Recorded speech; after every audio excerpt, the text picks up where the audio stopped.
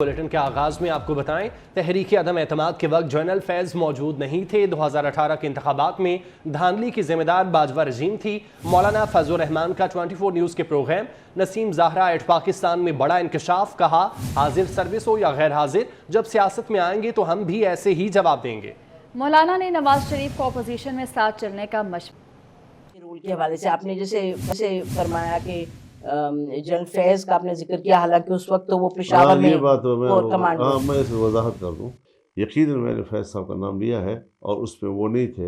میں نے ان کو دعوت دی ہے کہ آپ اپوزیشن میں بیٹھیں، حکومت نہ بنائیں، اور اگر اس کے لیے ملاقات کی ضرورت پڑ گئی تو میں نواز شریف سے ملنا بھی چاہوں گا۔ ابھی تک رابطہ نہیں ہوا، لیکن میں آپ سے پہلی مرتبہ شیئر کر رہا ہوں کہ اگر اس لیے مجھے ملنا بھی پڑ گیا، اب دیکھتے ہیں، دوستوں سے مشورہ کروں گا، کیونکہ ہم نے ان کو دوست کے طور پر مشورہ دیا ہے، ہم نے مل کر کام کیا ہے اور ہم نے ایک دوسرے کا بڑا ایک سہارا بنے ہیں۔ ہم نے بڑی بڑی مشکل میں، جب وہ جیلوں میں تھے، ان کو باہر کام کرنے نہیں دیا جا رہا تھا، تو یہاں چوکوں پہ کھڑے ہو کر ہم نے جلسوں میں یہ کہا تھا کہ میاں صاحب، ہم قوم کو آپ کی کمی محسوس نہیں ہونے دیں۔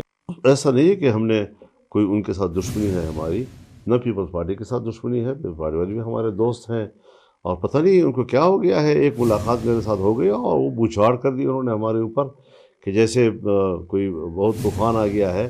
میں اپنے ان دوستوں کو کوئی جواب بھی نہیں دوں گا، کوئی تلخ جواب بھی نہیں دوں گا، الا یہ کہ کوئی ایسی بات وہ چھیڑ دے کہ جس کی وضاحت کرنے کی ضرورت۔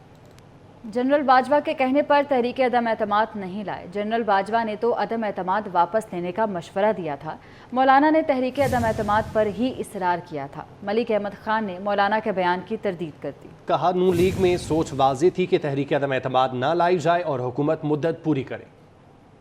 یہ کہہ رہے ہیں کہ جنرل باجوہ نے کہا کہ ڈالو تحریک عدم اعتماد اور وہ کر لو۔ مولانا نے اس وقت بڑا فرم سٹینڈ دیا، انہوں نے کہا جنرل صاحب آپ ہمیں وڈرا کرنے کے لیے کیسے کہہ سکتے ہیں؟ اگر تو یہ جنرل صاحب نے ڈلوائی تھی تو پھر وہ وڈرا کرانے کیوں آئے بیٹھے تھے؟ اس میں تو وہ کہہ رہے تھے کہ عدم اعتماد نہ کرو، وہ تو اس کے نمائندے عمران خان کی، جس کو میں بھی مائنڈ کر رہا تھا کہ یہ کیا کہہ رہے ہیں۔ کسی کے کہنے پر ہم نے تحریک عدم اعتماد نہیں ڈالی۔ ہماری پارٹی میں غالباً یہ ایک بڑی کلیئر سوچ تھی کچھ لوگوں کی، جس میں آئی کین پلینلی سے، جس میں مریم نواز بھی شامل تھی، جو یہ چاہتی تھی کہ عدم اعتماد نہ ہو اور حکومت کو وقت پورا کرنے دیا جائے۔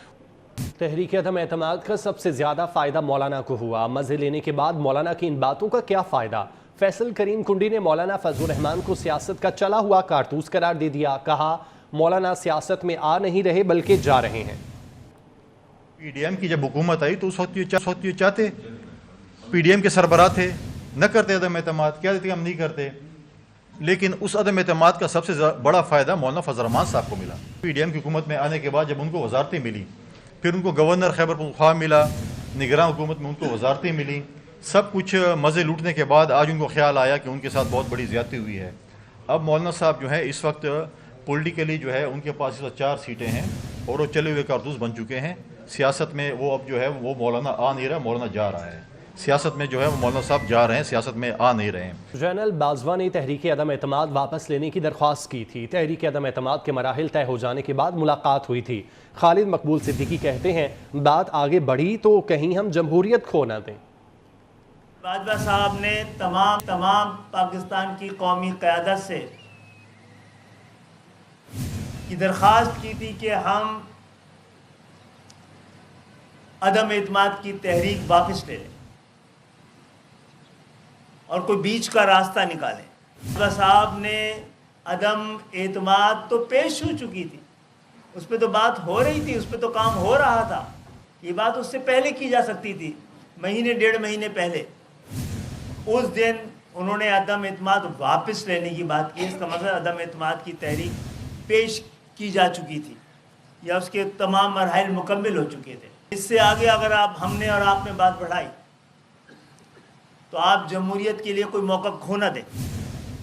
بانی پی ٹی آئی کا امریکہ کو انتخابات میں مداخلت کی دعوت دینا ملکی خود مختاری کے خلاف قرار، ان کا ایبسلیوٹلی ناٹ اور کیا ہم غلام ہے کا نعرہ کہاں گیا؟ مریم اورنگزیب نے سوال اٹھا دیا، کہا کہ انتخابی اعتراض کا فورم انٹرنیشنل میڈیا یا امریکہ نہیں، کسی کو اعتراض ہے تو الیکشن کمیشن جائے۔ تاثر دیا گیا کہ ان کے فارم 45 درست اور ہمارے غلط ہے۔ خیبر پختونخوا کے فارم 45 اصل اور پنجاب کے جعلی نہیں ہو سکتے۔ की सॉवरेनिटी, पाकिस्तान के अंदर इलेक्शंस में अमेरिका इंटरवीन करे, लेकिन आओ अमेरिका मेरी मदद करो। अमेरिका क्या करेगा? और हम गुलाम नहीं है, एब्सोल्युटली नॉट, क्योंकि अभी पलंदा खुलने लगा है, वहाँ झूठों की पटारी खुलने वाली है इंटरनेशनल मीडिया के आगे। पूरी पॉलिटिकल स्ट्रगल जो है उससे अगर मैं वाकिफ़ हूँ तो ये इत्तेहाद मुझे होता हुआ नज़र नहीं आ रहा। और मौलाना साहब का जो एतराज़ है, ज़ाहिर है वो भी उनकी जमात इस वक्त इलेक्शन कमीशन में गई हुई है और अपने एतराज़ पॉलिटिकल पार्टीज़ की तरह जमा करा रहे हैं। पहले ही फॉर्म 45 को मार्केट में फ़्लोट किया गया, सोशल मीडिया पे फ़्लोट किया गया। ये नहीं हो सकता कि खैबर पख्तूनख्वा के सारे फॉर्म 45 असली हैं, पंजाब में जहाँ हारे हैं वहाँ फॉर्म 45 जाली हैं, वो उसको असली फॉर्म 45 के साथ कंपेयर करेगा।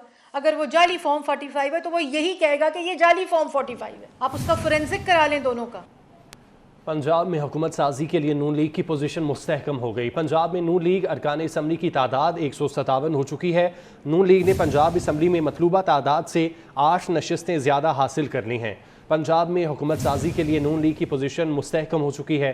पंजाब में नून लीग अरकान असम्बली की तादाद 157 हो गई। बात करते हैं, राव दिलशाद हमारे साथ मौजूद हैं। राव दिलशाद, बताइएगा क्या नंबर्स हैं, अब तक कितने आज़ाद उम्मीदवार हैं जो कि नून लीग में शामिल हो चुके हैं?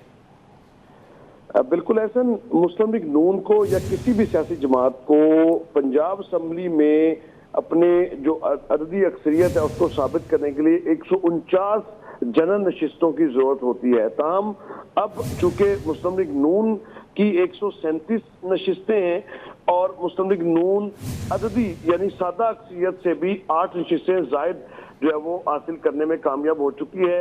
137 नशिस्तें मुस्लिम लीग नून ने जीती, जबकि अब तक की जो तादाद सामने आ रही है वो 20 आज़ाद हैसियत में जीतने वाले 9 मुंतखब अरकान सूबाई असम्बली जो है वो मुस्लिम लीग नून को ज्वाइन कर चुके हैं। तो इस तरह से मुस्लिम लीग नून के पास अब 157 अरकान की हमायत हासिल है।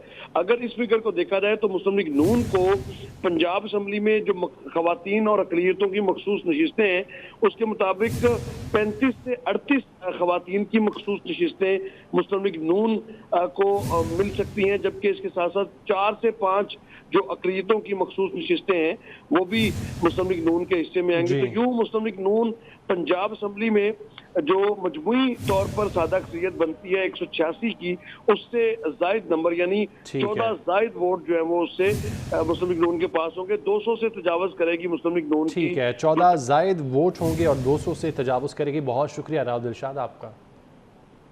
खिचड़ी बन गई, नई हुकूमत 10 माह से ज़्यादा नहीं चलेगी। इंतखाबात जीतने वाला सर पकड़ कर बैठा है। एमरजेंसी या मार्शल लॉ लग सकता है। फौज ने सबको आजमा कर देख लिया है, अब आजमाने को बचा क्या है। पीर पगारा का जाम शोरों में मुबैना इंतखाबी धांधली के खिलाफ GDA के धरने से खिताब। कहा, इंतखाबी नताइज 3 माह पहले बिक चुके थे, अदायगी हो चुकी थी, मैं इंतखाबी मुहिम के लिए घर से निकला ही नहीं। पीर पगारा ने यह भी कहा कि उनकी नज़र में बानी PTI चोर नहीं, वो चोर हैं तो सब चोर हैं। विफाक को संभालने वाली फौज से इख्तलाफ नहीं हो सकता। ऊपर खिचड़ी बन गई है, 8-10 महीने से ज्यादा ये हुकूमतें चल रही नहीं है। फौज ने सबको आजमा लिया, अब आजमाने के लिए बचा क्या है? हो सकता है इमरजेंसी डिक्लेयर हो जाए या मार्शल लॉ लग जाए। जो जीता है वो खुद परेशान है, सर पकड़ के बैठा हुआ। 2.5-3 महीने पहले ही इलेक्शन का रिजल्ट बिक चुका था और पेमेंट भी हो गई थी। इलेक्शन के दौरान मैं कहीं भी नहीं निकला, मैं अपने घर में ही रहा।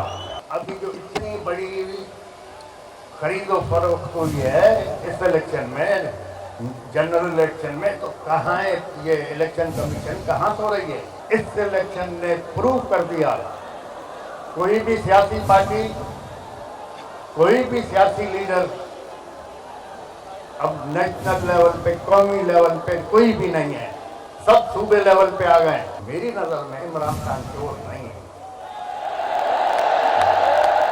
अगर इमरान खान चोर है तो फिर हम सब भी चोर हैं।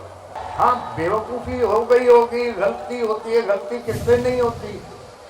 गलती तो इंसान से होती है। हम सोच भी नहीं सकते जो हमारी फेडरेशन को संभाल रही है उस फौज से हम दूर होंगे, सोच भी नहीं सकते। बाकी सियासी इख्तलाफात होते रहते हैं। महंगाई आसमान पे गई है, उससे क्या हुआ है? उससे हुआ ये है कि जो मिडिल क्लास थी वो खत्म होती जा रही है। शर्जील मेमन ने जेडीए का धरना मुरीदों का इज्तिमा करार दे दिया। कहते हैं पीर पगारा काबिल एहतराम है, लेकिन गद्दी का सियासी इस्तेमाल ना करें। ये भी कहा कि पीपल्स पार्टी बगैर डिक्टेशन तहरीक अदम एतमाद लाई। मौलाना को जिस पीटीआई से शिकस्त हुई उसी से इत्तेहाद कर रहे हैं। वज़ीर आज़म को आईनी तौर पर हटाया गया तो उसको, और मौलाना साहब उस वक्त उस पूरे मूवमेंट का हिस्सा थे, तो उनको उसको अप्रिशिएट करना चाहिए।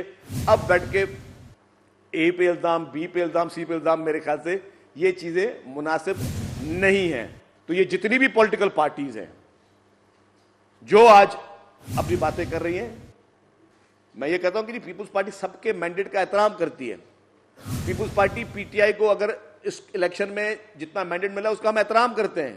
हम कहते हैं जी पीटीआई को मैंडेट मिला है। के जलसे के प्लेटफॉर्म से हमारी लीडरशिप के लिए गलत बातें होंगी तो डेफिनेटली खामोशी पीपुल्स पार्टी भी नहीं करेगी।